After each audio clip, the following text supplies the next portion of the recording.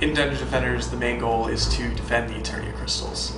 While you can set up defenses during the build or combat phase, the build phase is your chance to analyze the map's layout and plan your defenses without facing an onslaught of enemies.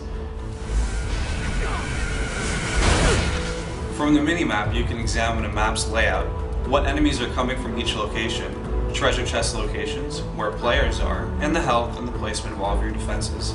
We actually joke around the office that during the combat phase, our minimap alone looks like many other tower defense games. This information is very important in setting up your defenses.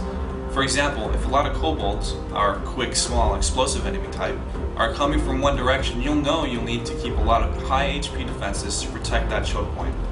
If you see other enemies, like the mage, an enemy unit which heals other enemies and summons minions of its own, you'll know to keep it in mind for the combat phase so you can pick them off before they get too close to your defenses.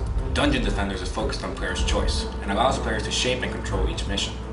You can place defenses wherever you want and even choose their orientation. The combination of towers you choose to place is also very important. Do you want to place a low HP magic blockade that will strip enemies of their resistances and a fireball tower behind it? Or a high HP squire blockade and make sure to take out the fire resistant enemies on your own during combat? There are so many different ways to defend each map. We're constantly surprised with the creative setups that our testers themselves have used to complete each mission.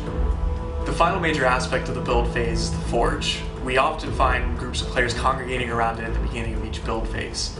Here you can sort the equipment you found, upgrade your items and pets, sell to the shop, and trade with other players. You can even swap between heroes and create new heroes on the fly.